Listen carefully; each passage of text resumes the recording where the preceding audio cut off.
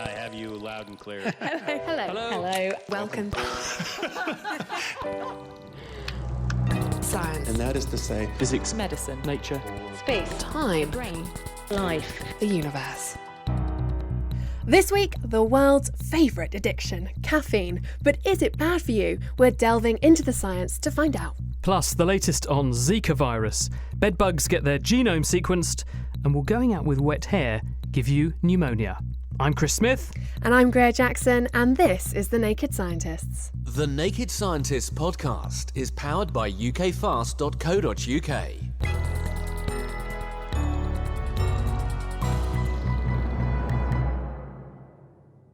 Earlier this week, the World Health Organization declared a public health emergency around the outbreak of Zika virus in Brazil, where as many as 1 million people could have been infected with this agent since last year.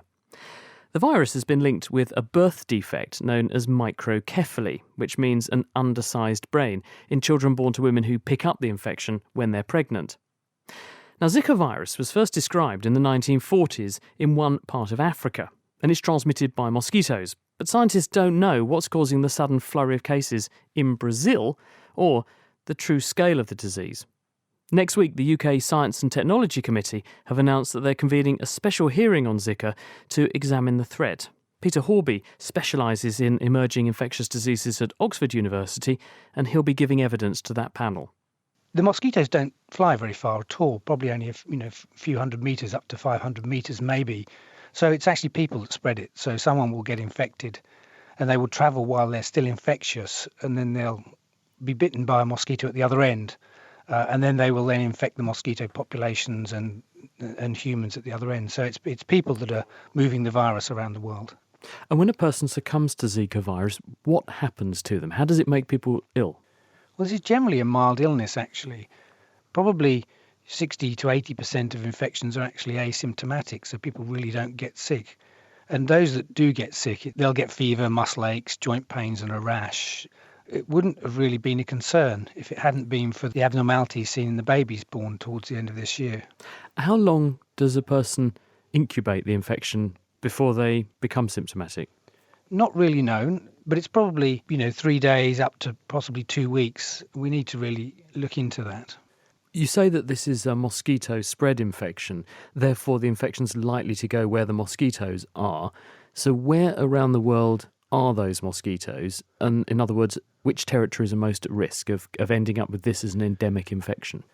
Unfortunately, the mosquitoes are all over the place.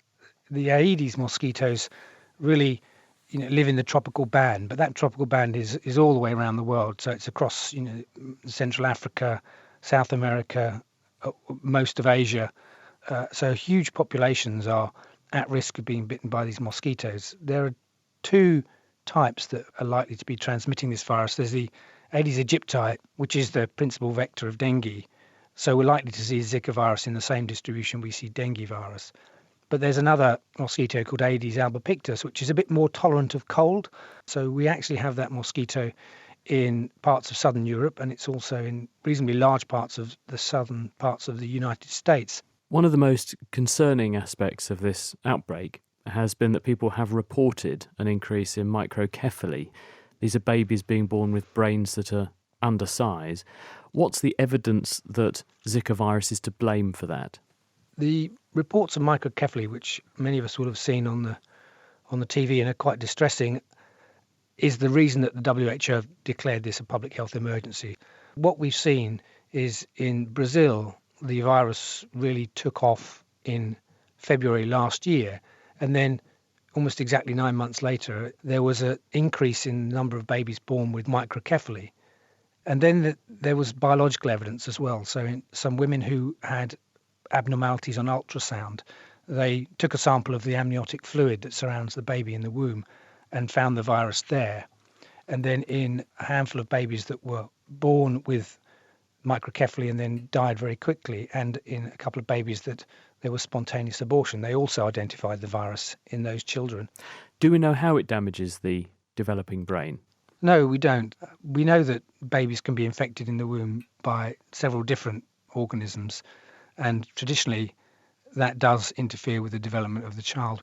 One of the worries is that the microcephaly we're seeing is just one presentation of the problem, and there may be more subtle changes in developmental or neurological development of children that are harder to detect that might be due to Zika virus. Peter Horby from the University of Oxford. Now, Greer, you've left me all on my own in the studio. You have disappeared. Where have you gone and what are you up to? Well, Peter Cowley, our tech investor, has dragged me into the kitchen to show me a home roasting kit. I'm just going to switch it on to preheat now. But tell me a bit about this roaster. Yeah, this is quite an amazing device which will allow one to roast beans with a set temperature profile and a cyclone speed which allows cooling.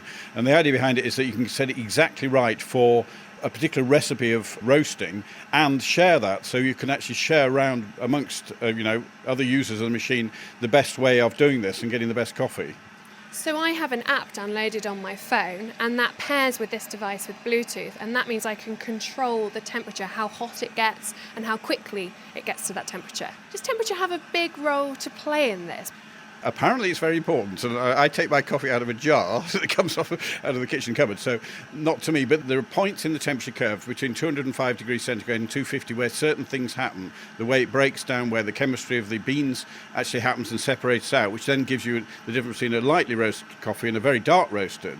So this coffee roaster, it's about 30 centimetres in height. It's white and there's a glass jar at the bottom. And at the top, if you look in, you can see a fan in there. I presume that's where the coffee beans are going to go. And it's pretty heavy, actually. It's pretty hefty, although it is quite slender and narrow, maybe only 10 centimetres at its widest at the top. So it wouldn't have too much trouble fitting on your kitchen work surface. It certainly looks appropriate for the sort of price you're paying for it. And in fact, it's only doing 50 to 60 grams of coffee anyway. So if you look at it that way around, it's actually quite large. But it'll look great in a high-end kitchen. It's now saying ready to roast on the machine. So why don't we pour those lime green beans in? Okay. And now if we twist this nozzle, the fan will turn off as the beans drop in, won't they? So let's do that. The fan goes off, in go the beans, and I'm going to twist it back round and shut it. And now, on my app, it's saying roasting, and we can follow it in real time as well. So I can see currently it's only 120 degrees, but it's rising 126, 130. Whilst that's roasting away, tell me about this bag you've brought along with you. Yes, this is a sous vide bag, in fact. It's used in high-end kitchens, so Blumenthal and Ramsay have used them for many years, but it's coming down market now, down market in terms of price and increasing number of volume. So talk me through what I do with it. What sort of things would I cook in this bag?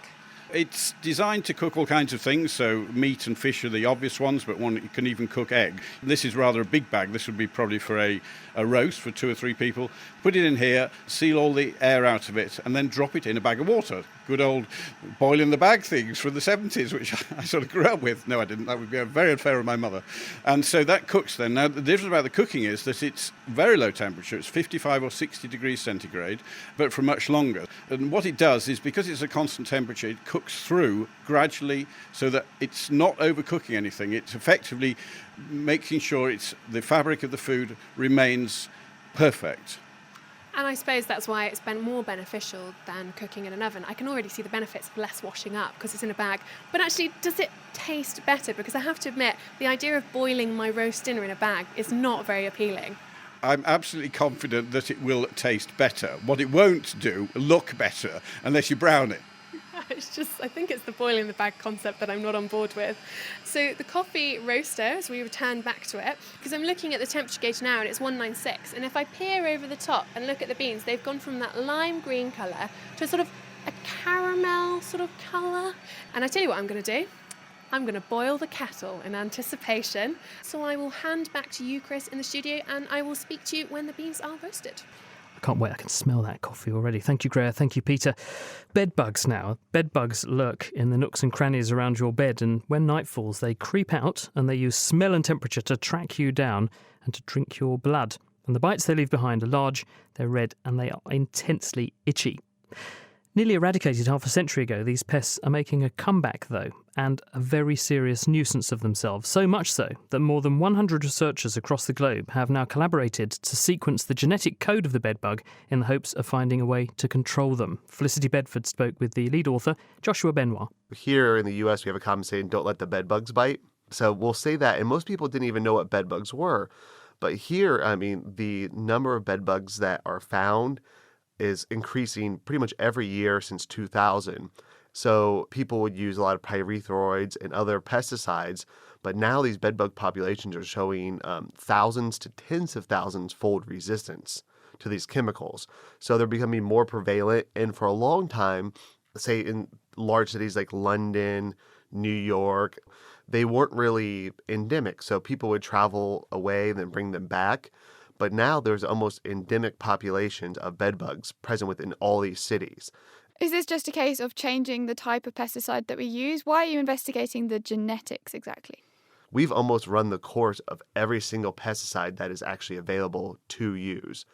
And what our goal with the genome is to actually begin to start seeing if we can maybe find some sort of novel target, either some sort of gene or some sort of interference that can be new.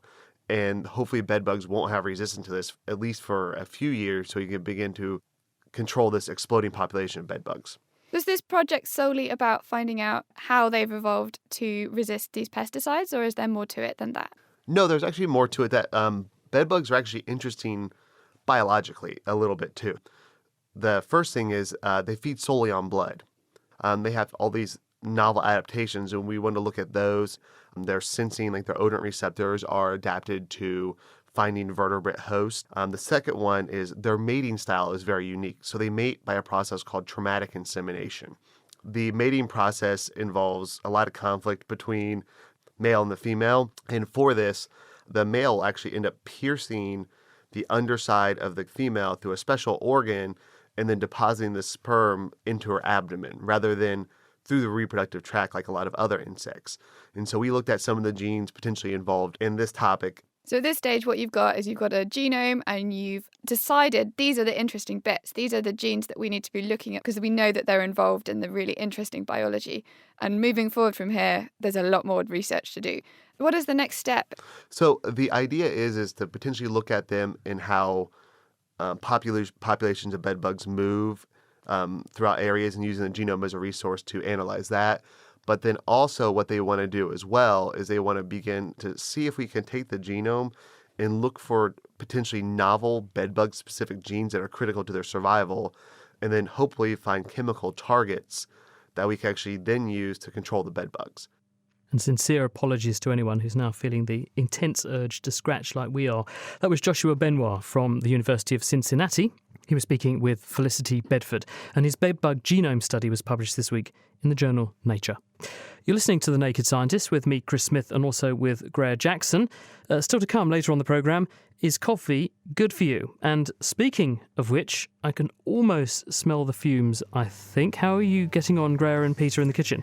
We're getting on pretty well, actually. The roaster is now finished. What we've got to do is we've got to get them from where the fan is, and we've got to get them into a little jar. So if we just hit this switch here, let's have a look. Fan is on, and it's blowing the beans into a little glass jar at the bottom. So now what we'll do is we will grind them up.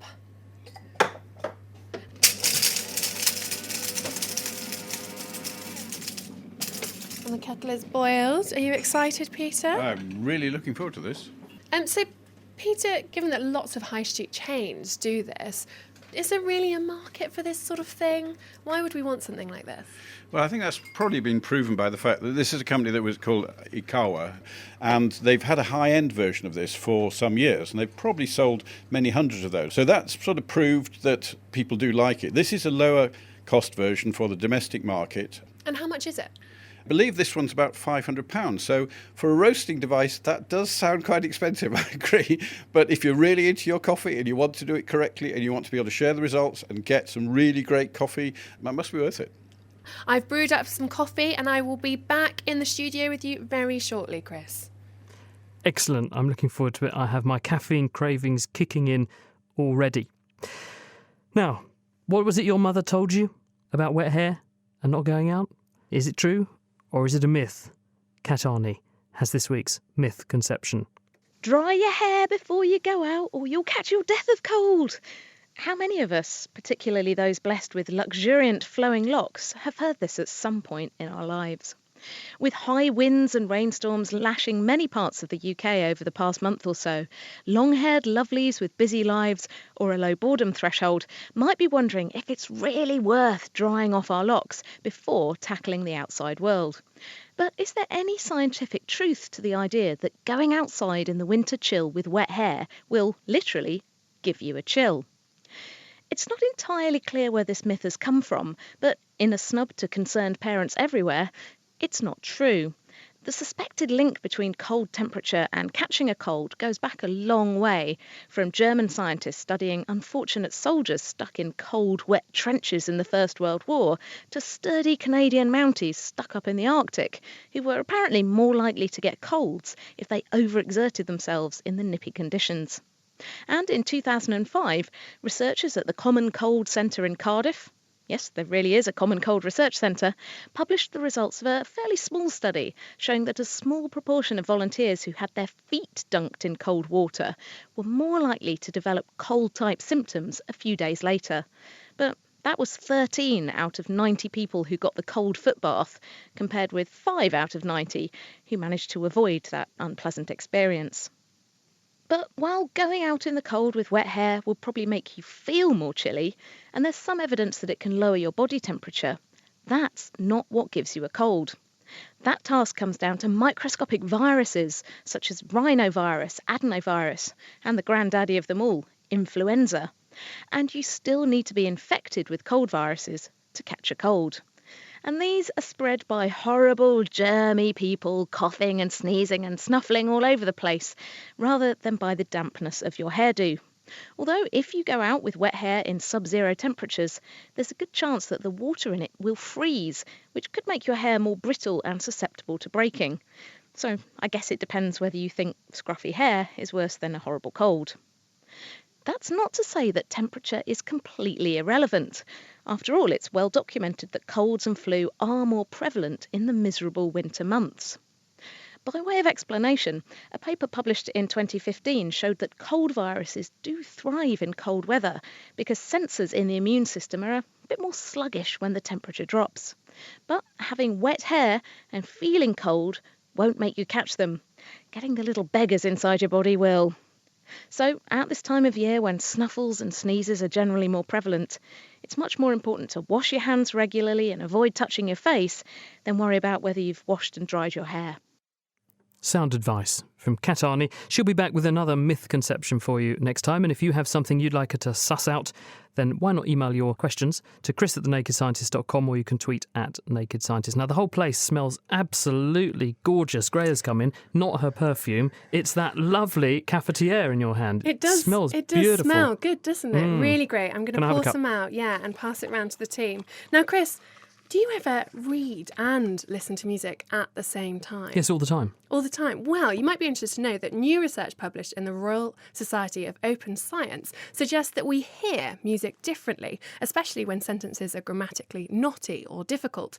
I met with Cambridge University's Ian Cross to pluck away at the findings. This study looks at whether or not language and music have the same relationship to our experience. That is, do we use the same brain systems in experiencing language and in experiencing music? Specifically, what this study does is looks at the ways in which we experience one thing following another. Now, in language, we can see this very clearly. It's called syntax. It's a set of rules that are implicit. We're not aware of using them, but we're aware when they're breached. Music seems to have something similar going on. I can imagine how in sentences there's a rule, there's a structure, there's a grammar. But in music, how does that play out? Well, here's a simple example.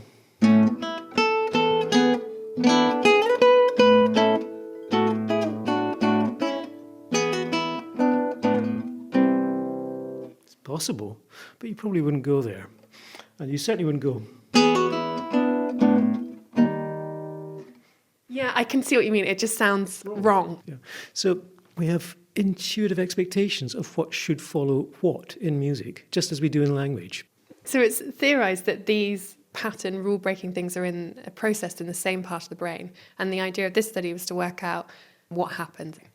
Yeah, the idea is to present people with sentences which have knotty bits where they suddenly veer off in a weird direction.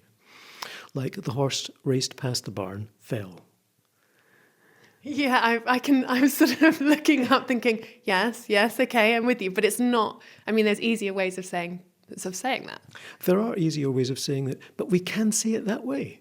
And they did this and played music at the same time to see what participants' response was, whether they understood or misunderstood the sentence. Yeah. They found that naughty bits in the music affected perception of naughty bits in the speech, and vice versa. What that suggests is that a prior hypothesis, the shared syntactic resource integration hypothesis, snappy title, was in fact correct. And this hypothesis suggests that in language you have representations of words, word meanings if you like, stored in particular locations in the brain. You've got, in music, you've got representations of pattern stored in other locations in the brain. The bit that's shared is the bit where legitimate order is sorted out. They suggest that there are common cognitive and neural resources implicated in integrating the temporal structure in both language and in music. So there's almost this overlap, and the brain is trying to process two bits of information in the same place, and that's why you hear the music slightly differently or misunderstand this naughty sentence. That is precisely the case, that the same resources are being used to work out whether or not a particular sequence is legitimate or not. Cambridge's head of music and science there, Professor Ian Cross. A century or so ago, Einstein suggested that the fabric of space should be periodically punctuated by gravitational ripples produced by massive objects like black holes. And although all of his other theories have so far stood up to scientific scrutiny, no one has yet managed to find these gravitational waves.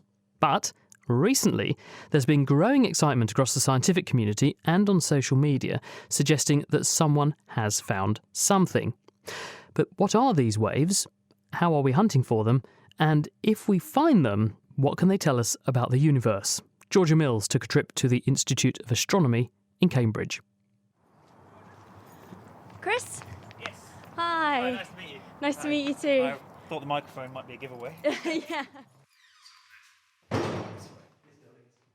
My name is Christopher Moore, and I'm a student at the Institute of Astronomy in Cambridge, and I'm studying for my PhD, and I work on gravitational waves. So gravitational waves are typically very, very small ripples in the gravitational field, or space-time, and they travel through the universe at the speed of light. So the gravitational field is something like the sun. You can imagine the sun as being a very heavy object sitting on a rubber sheet, and the sheet bends in towards the sun, and that curvature, that bending of the sheet, is what the gravitational field really is. Rather than thinking of gravity as a pulling force, you can think of it as a curvature of the fabric of the universe, what we call space-time. To help me out, Chris had an idea for a demo we could do to visualise this. Right, so let's give this a go. I've brought along some props. I couldn't find a rubber sheet. I found my housemate's bed sheet. I'm sure she won't mind my borrowing it. I've got a grapefruit to represent the sun. And I've got some planets here as well, some chocolates. So here we go. So we've pulled out the sheet as tight as possible, and it's formed a straight surface. It should be infinite, really, but we haven't got an infinite bed sheet, so a large, flat sheet. Right, so this represents space-time. Yes. I'm going to dump a sun in it. Glunk.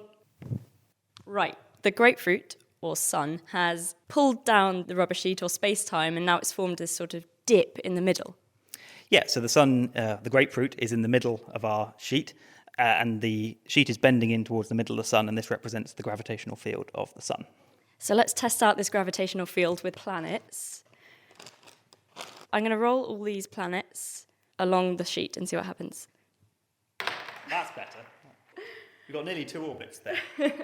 So some of our planets shot off into the abyss, but some of them did some quite nice orbital shapes around our sun and eventually went into the middle. So the idea is if you were to roll the marble fast enough across the sheet, but not directed towards the sun, it should roll round and round the centre being the grapefruit, round and round, and this is called an orbit. This curvature of space-time means that planets are caught in the gravity of larger objects, and they form orbits.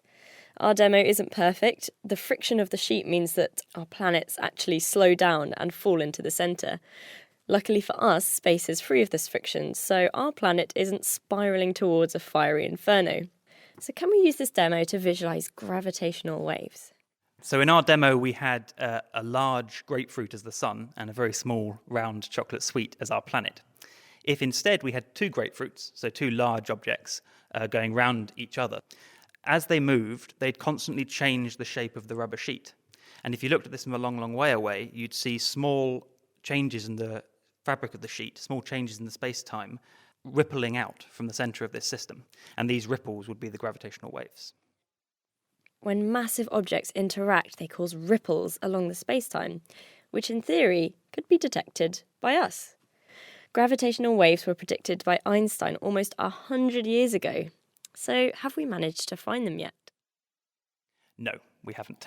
Well, how are we going about trying to find them? I'm assuming scientists are trying their hardest.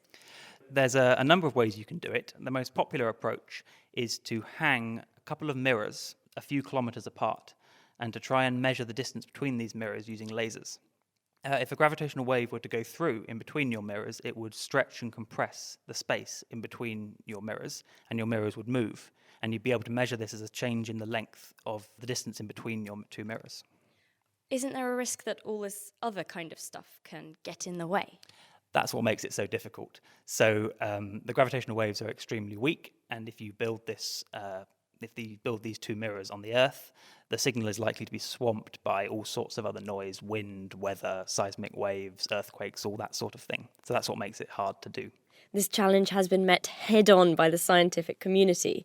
There are several detectors up and running, including LIGO in America.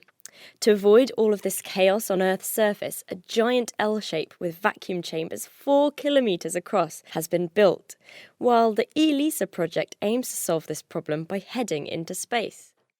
But there's one big question we haven't answered yet. Why do we actually want to find them?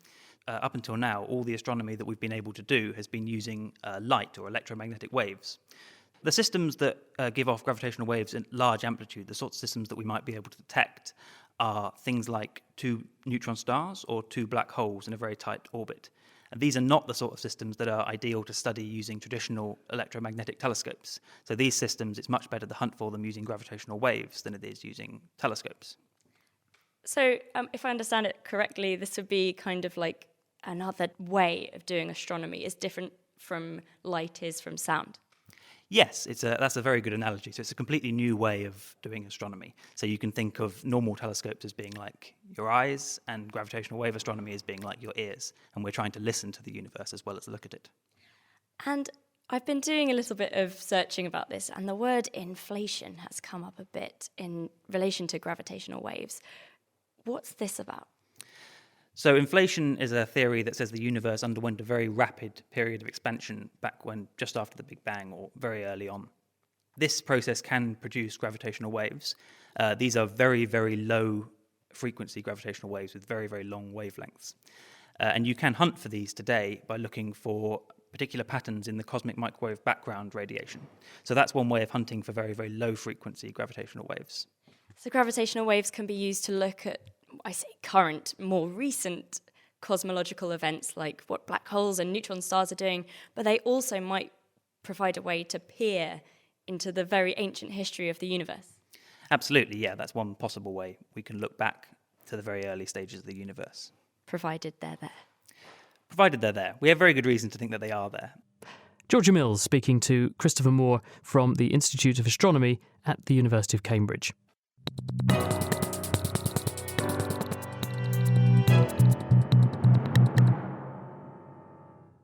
You're listening to The Naked Scientists with me, Chris Smith, and also with Greer Jackson.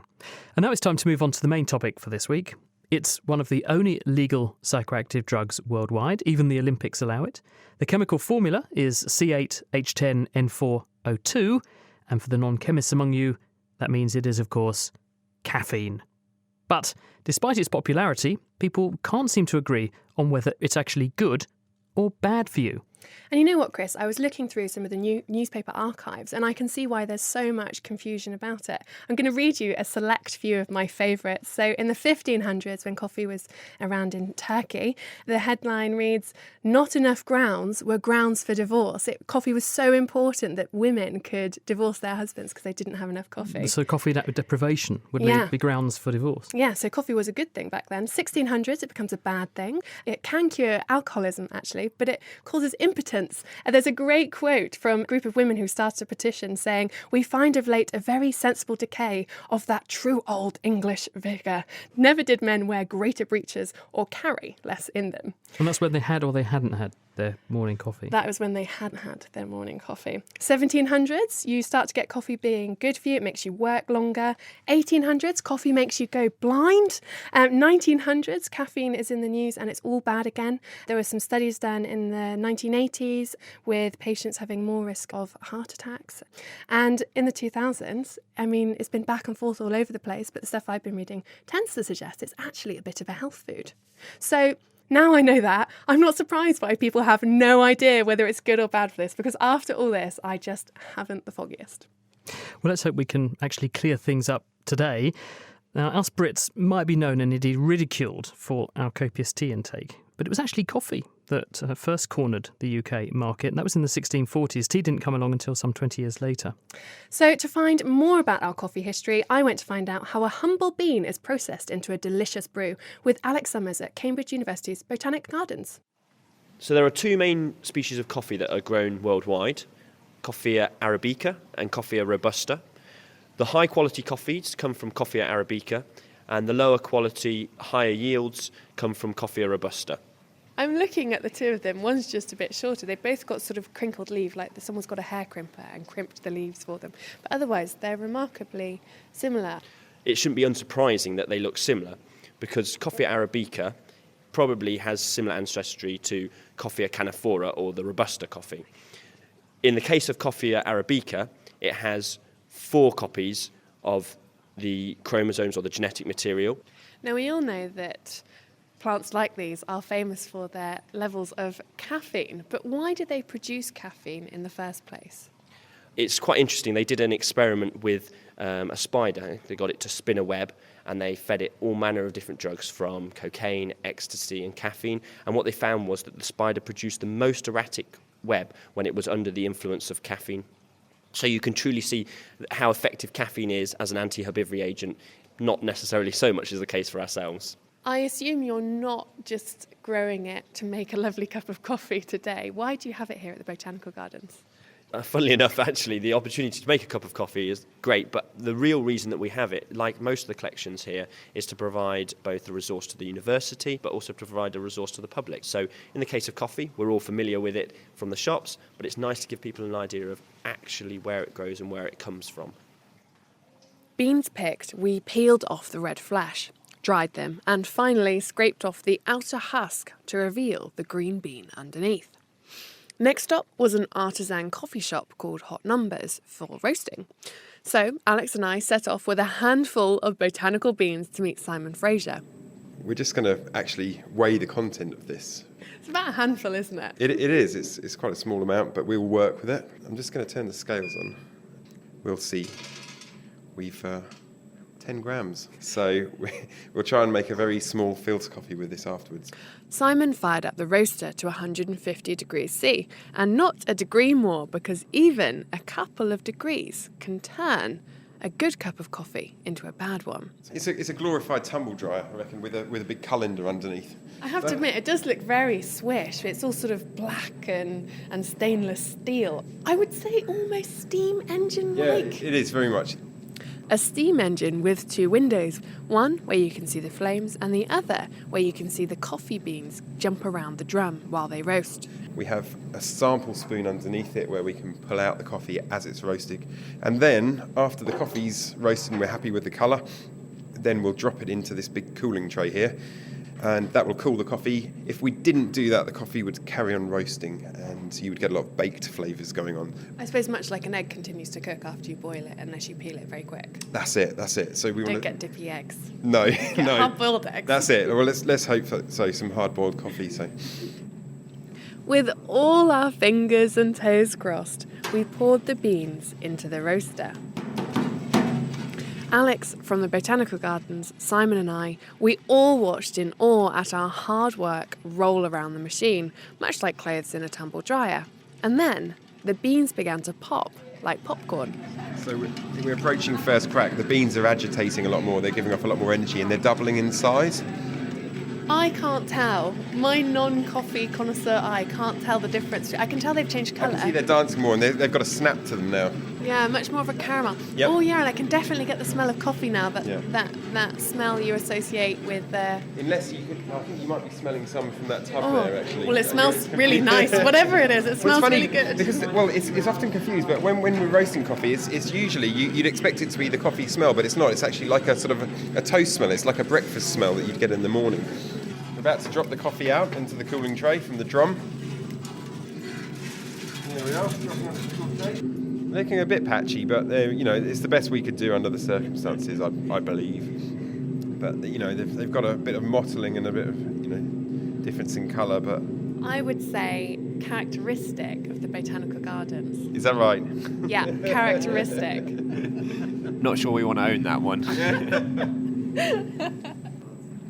Patchy in colour or not, the proof is in the taste. So we ground them up and brewed them. But first, I had a quick question about the science of grinding. In supermarkets, you might have seen that on the packaging it says ground for French press or espresso or whatever. But do you really need to buy a different grind for different types of brewing? Or is this just some clever marketing ploy? The grinder is probably most important in getting the consistency between the beans. And if you've got a good grinder, then you get an even surface area. And the more evenness between the beans, the better the extraction. And so, yes, for espresso, you want a fine grind. As you're getting more towards the sort of mocha pot, it wants to go a little bit coarser. And as you go to French press, that's the coarsest grind. So we're going to grind this coffee up for paper filter. Away we go.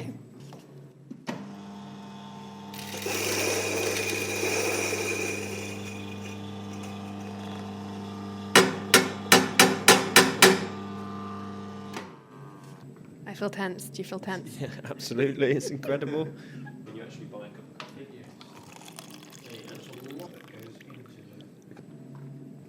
Cheers, cheers, Cheers. cheers. It definitely is rummy. Yeah, some rum or almost some sort of sherry elements. See, look, it didn't taste like mud, Alex. No, it didn't. I'm really happy, actually. I would actually drink that. How would you say this compares to what you would normally be brewing? It's funny because it's like nothing that I've tasted really, and it's not bad actually. I'm really quite enjoying it. I mean, it's very different. So if Alex was to set up his own cultivation business at Cambridge Botanical Gardens, would you buy his coffee? Well, I'd certainly give it another go to put through the roaster, but I might need more than about 10 grams. So. Alex, what do you say? I mean, I feel like I should be a shareholder at least, having introduced you guys. Absolutely, absolutely. I think what we'll put to the director is ripping out all the plants and just putting coffee right through the tropical houses. Yeah. Simon Fraser from Hot Numbers and Alex Summers, he's from the Cambridge Botanic Gardens. So, Greya, did you bring us some back? No, I didn't. Sadly, there was about 30 beans in there, which was just about enough for 1 cup. But, you can't complain. I did bring you some delicious coffee to try. No, you absolutely did. Now, what does this coffee actually do when it gets inside our body? Well, Dr. Thomas Krieg is a clinical pharmacologist at Cambridge University. One of the things he does is to look at how your body responds to the chemicals that you put into it. What actually is caffeine and what does it do to us? The main effects we are talking about today here are the effects of the brain. So you ingest the coffee and the caffeine goes into the bloodstream and it's soluble in oil and water. That means it can easily cross the blood-brain barrier. And in the brain it has effects, as everywhere else in the body, of blocking the adenosine receptors. There are many variations of adenosine receptors and caffeine pretty much blocks all of them. But what happens is in the brain is that the effect of these adenosine receptors is if they are active, they make you drowsy. And by blocking these receptors, you're obviously more alert. And that is the main effect. If every organ in the body has got these, or every cell in the body has these adenosine receptors, are the effects only confined to the brain then? One would think not. No, there are many effects all over the body. Another prominent effect is obviously on the heart, where the heart rate gets increased and the force of the heart, and therefore the blood pressure increases as well. So caffeine has a sort of generally whole body enlivening effect. You're going to stimulate the brain's wakefulness system because you're inhibiting the thing that would normally make you feel sleepy. And at the same time, all around the body, cells are having these adenosine receptors blocked, leading to an increase in their metabolic effort and how active those cells are. Yes, that's correct. What about the fact that people say, well, we should try and keep our heart rate low and we should try and keep our blood pressure low? If it's going to increase the action of your heart and make your blood vessels constrict, isn't that bad? Yeah, that's very tricky to investigate, first of all, because you have to distinguish between a chronic effect and an acute effect. So a lot of things which are obviously very good for you, like sport, increases your heart rate and your blood pressure acutely, but in the long term it has a beneficial effect. What is helpful in this case is to look at diseases which are directly linked to situations like high blood pressure, for example, strokes. And there are big studies out there now where people were followed on over many, many years, and it turned out that they do not have an increased rate in stroke. In fact, in some studies, they even have less risk of stroke. So you're saying I can drink my way to fitness? Not quite, but almost, yes. One of the things that people often say about coffee is that it makes them, and therefore caffeine, is it makes them very jittery. And I know friends who say, I have one cup of coffee and I can't do anything the rest of the day. And in fact, there was a sign on the wall in the lab I worked in Australia.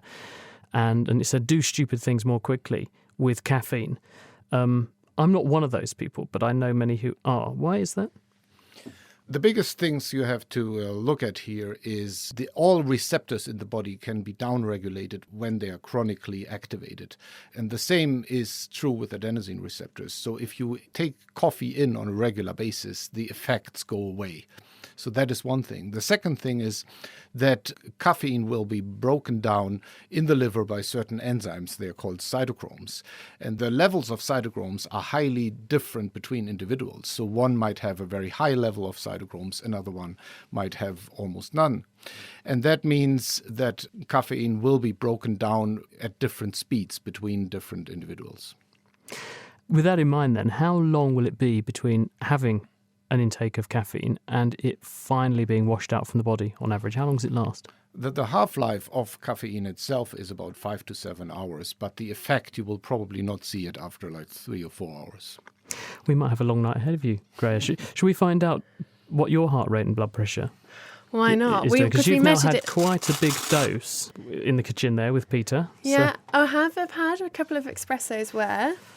And we measured my blood pressure and heart rate before the show to get a good idea of if it would change at all. That'll be accurate, won't it? Just before an invigorating radio performance. So what was it before the show? Yeah, Greya was kind of relaxed with 133 over 88 and a heart rate of 75. So this is not almost so this is pressure. And now we will measure again and see whether there's an increase. Obviously, this is not a scientific study we're doing here. Yeah, there's only one of me, and I imagine, as you said, lots of people have lots of different reactions to coffee. So, Here we go. We're pumping up the cuff. So what would you anticipate then, Thomas? What would you expect the effect of coffee to have been on a young, fit female? I would not expect much of an effect, maybe a slight increase, but then again, it's very hard to tell with this setting here of a radio show whether this is really due to the coffee. Or just to the adrenalizing effect of the stimulating content on this programme. Is that what you're trying to say? Yes, that's what I tried. Precisely. I think that's exactly what he was trying to say. And also there's the running back and forth from the kitchen as well. Lots of moving around. Exercise is good for you, see. And it increases the blood pressure as well. Okay, now your number now is 141 over 88 with a pulse of 82, so slightly higher than before, but not much. I'm also slightly nervous now about sort of occupational health grounds, because what this proves is that doing an invigorating radio programme gives staff hypertension and tachycardia. So could that be grounds for suing? Yeah, I doubt it, yeah. Thank you very much. That's Dr. Thomas Creek. He's a clinical pharmacologist at Cambridge University. And based on that washout period for caffeine, Greya, you've got a bit of a wait. Going to be up quite late tonight. I mean, I think I should get a lie-in tomorrow and come late to work. No chance. Here on The Naked Scientists, we've been looking into caffeine. We now know how it affects our brain and our body, but now we head to the nub of the issue. Is it good or bad for us? Dr. Sandra Sumran Lee joins us from Lancaster University, where she works on caffeine and its effects on the brain. So, Sandra, I'm wondering if you can unpack this a little bit for us. Is it good? Is it bad? What does the literature say? It's difficult. It's the same as Thomas said before in terms of some of the other effects we've seen, the worries, does it raise heart rate? Is that dangerous in the long term? I think what we can say that moderate dosage of caffeine doesn't seem to do you any harm, and it can actually improve your cognitive performance to a certain extent. How much caffeine are you talking about? Are you talking about a cup of coffee, a cup of tea? Well, this is the other point, when we talk about moderate dosages, is there's different amounts of caffeine in different cups of coffee depending on how they were brewed. Tea usually has less caffeine in it. We also have caffeine in chocolate. You don't only take in caffeine in form of a cup of coffee, you have caffeine in other substances as well. The effects we found on cognition are usually in the range between 40 to 150 milligram. So 40 milligram, that would be a very small cup of espresso, for example. 150 milligram, that would be a quite large cup of brewed coffee, for example. So if I was having that on a regular basis, say maybe 2 large coffees a day, is there any evidence that suggests going over that dose, maybe 200 milligrams a day, might be bad for our health? There's no direct evidence that it would be. Unless you already have high blood pressure, or if you're pregnant, or indeed in children and adolescents, it's not recommended. The chances are it wouldn't do you immediate harm, but if you do it over a longer period of time, particularly if you have high blood pressure anyway, or if you're somebody who suffers from anxiety, you might actually make that worse. But again, people are different, and for some people that they might actually enjoy the buzz they get from coffee and a higher buzz from a higher dose. For other people, that might be detrimental. So if it's not necessarily good or bad for us, what about addiction? Because some people talk about being addicted to coffee, and if they don't have any, they get a headache.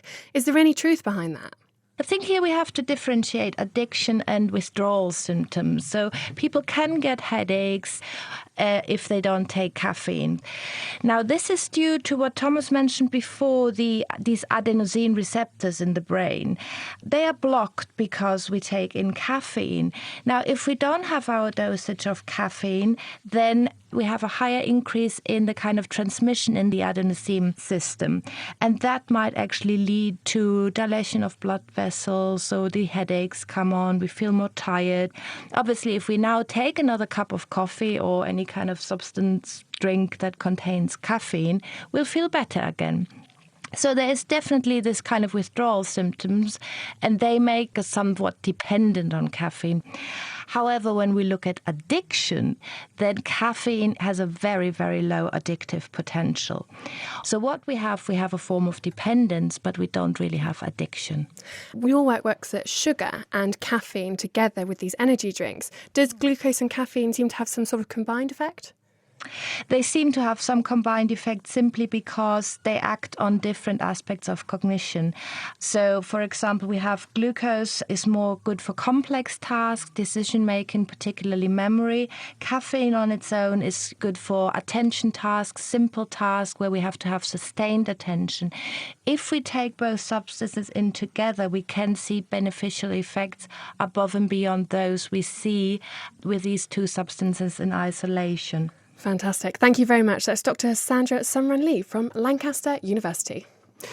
So, drinking moderate amounts of caffeine might actually be good for you then, but what about when in the day you drink it? We've alluded to the fact that it can affect how awake or how woozy you feel.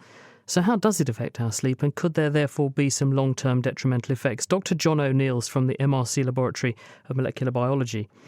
So, John, first of all, what actually regulates when we sleep and when we're awake? Whether or not we sleep is dependent upon two separate, though related, biological processes. One of them is your homeostatic sleep drive, and that is something that simply accumulates the longer that you've been awake, and that's very much dependent upon adenosine and these adenosine receptors that had already been mentioned. And in that context, the longer you've been awake, the more adenosine you have in the brain, and in that context, adenosine acts like a sedative. So it's trying to make you go to sleep. Exactly, and so that's why the longer you've been awake, the more sleep you get, because it's just building up. That's exactly right. But then there is another equally important process, your circadian rhythm, and that's the internal biological clock that regulates so many different aspects of our physiology, such as when we feel hungry, but also when we fall asleep and when we wake up in the morning. There is literally a neurological clock ticking in the brain that's keeping time and gets us up in the morning and sends us to bed at night. It's even more interesting than that. Not only is it in the brain, but it's in every single cell of the body. So I could take a scraping of your skin cells, grow them in a petri dish, and they would still have an approximately 24-hour rhythm in when various clock genes are turned on and off. So my body knows what time of day it is, and metabolically it's gearing up for when I'm going to get up in the morning. It's winding me down at night. That's absolutely How right. does you've answered the question, what does caffeine do to the build-up of adenosine in the brain that's trying to inexorably build up and send me to sleep anyway? But what about the circadian clock? What does caffeine do to that then? That's a question that had not actually been answered until very recently. So in collaboration with a colleague in the States, Ken Wright at the University of Colorado, in the first experiment we took 5 humans and persuaded them to spend 49 days in constant dim light, basically. Not a huge amount of fun, but under those very well-controlled experimental conditions, we could monitor their biological clock by looking at the timing of the release of the sleep hormone melatonin.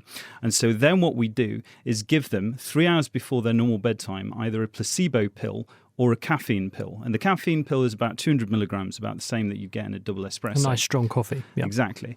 And what we observed was that the melatonin increase was delayed by nearly an hour. Okay, so what you're basically doing is the equivalent of jet lagging yourself. In other words, taking that dose of coffee at whatever time of day is going to push back the natural time when you say when your brain is normally going to tell you to go to sleep. And so you're going to start to wind down an hour later than you otherwise would or so. We actually can't say that yet. All that we can say confidently at the moment is that taken in the evening, it will delay your biological clock. And then the fascinating thing is that we can see exactly the same thing at the cellular level. So in human cells, treating them with caffeine has the same effect. It delays the biological clock. So the thing that's important in terms of your health, taking a step back, is that we know that circadian disruption, as occurs during shift work, for example, is really bad for you in the long term. So there's a very strong association with chronic diseases such as diabetes, neurodegenerative disorders, breast cancer. Exactly, yeah, a load of different cancers. So are you don't tell me that by taking coffee into the evening, I might be pushing myself into almost the same regime and increase my disease risk? It's unlikely that it's going to be of the same magnitude as of the risk associated with shift work, but it's certainly likely to be pushing you in that direction. Am I robbing myself of sleep, though, John, in the sense that if I do this and I enable myself to stay active for longer into the evening, but then I still set my alarm clock for 7 o'clock the next morning, am I effectively building up a sleep debt this way? Yes, you are building up a sleep debt, and not only that, going back to the homeostatic sleep drive, if you put one of these electroencephalograms on an individual during sleep... It measures brainwaves, That's exactly right. It measures brainwaves. You see that the delta power, these slow waves that are very characteristic hallmarks of deep sleep, are much more disrupted in individuals that have had caffeine. So not only are you going to increase your sleep debt by drinking coffee late at night or any form of caffeine late at night, but also the quality of sleep is going to be less because good. The normal pattern of sleep that evolves over a night is not going to be fulfilled in your average night. So would your advice then be, on the basis of what you're finding, that people perhaps shouldn't push their coffee drinking into the late night? Clearly, it is going to vary between individuals, as Thomas said. So some people just do not notice a coffee in the evening, and that's got to be due to genetic I'm one of them. variation. I will drink coffee till the cows come home, and it doesn't seem to affect my sleep. So that's got to be due to genetic variation within the population. Or just saturation is the other possibility. No, it can't be due to saturation because this aspect doesn't seem to, you don't seem to be able to tolerate to its effects upon sleep and circadian rhythms. So what I would probably advise, based on what we know at the moment, that in caffeine sensitive individuals, they really should try not to drink caffeine at night. OK, well, we'll bear that in mind, and I'll see if I can actually mitigate my habit a little bit. Thank you very much. John O'Neill from the MRC Laboratory for Molecular Biology. Thank you also to our other caffeinated studio guests this week. Yes, we did serve them a nice strong tea. Peter Cowley, Thomas Krieg and Sandra Sunram Lee. Before we finish the show, it's time for Question of the Week. Felicity Bedford's been journeying into the depths of space on a quest to answer Warren's cosmic quandary. The Naked Scientist's Question of the Week, brought to you in association with the How to Wisman Foundation, supporting science and education from Alpha to Omega. We all know that the galaxy contains billions of stars. Since the amount of energy that all those stars have been pouring out is obviously enormous, how come space is so cold? I spoke to Ryan MacDonald from the Cambridge University Institute of Astronomy to find out more. The distance between the stars in the universe is absolutely phenomenal. We're talking just between our star and the nearest star, trillions and trillions of miles. And so although that means that we could be quite warm in space nearby to the sun, the majority of the universe is so far away from the rest of the stars in the universe that it is absolutely freezing. I mean, we're talking the temperature of space in shadows or far away from stars. It's around minus 270 Celsius. That is almost as cold as it is possible to get, only about 3 degrees above the coldest temperature theoretically possible. How do we know about these extreme temperatures if they're so far away from our own experience of space? So the temperature of just empty space far away from any stars is set by something that we call the cosmic microwave background. So basically, after the Big Bang took place, it emitted a huge amount of light, about 400,000 or so years after it. And that light has gradually lost energy and cooled down over time. And so this is just background light that just fills the entire universe. And it's really, really cold. And so that is what sets the fundamental temperature of space itself away from the stars. Thanks, Ryan. Sounds extremely chilly. Next time, we'll be tackling Bronwyn's question. Why do mosquitoes prefer some people over others? I have to say, I'm a bit of a mosquito magnet. Do you find that, Chris? Actually, no, I'm pretty immune. I like hanging around with my wife because she is. I never get bitten when she's around. That's so unfair. Do you have any ideas at home, guys? You can email chris@thenakedscientist.com, find us on Facebook, tweet @nakedscientist, or of course, join in the debate on the forum. It's nakedscientist.com/forum. And that's it for this week. Thank you to Greya for putting the programme together. We'll be back next week when the Doctors of Love will be delving into the science of dating, sex and marriage. Does science have all of the answers for us? The Naked Scientist comes to you from Cambridge University. It's supported by the STFC, the EPSRC and Rolls-Royce. Until next time, goodbye.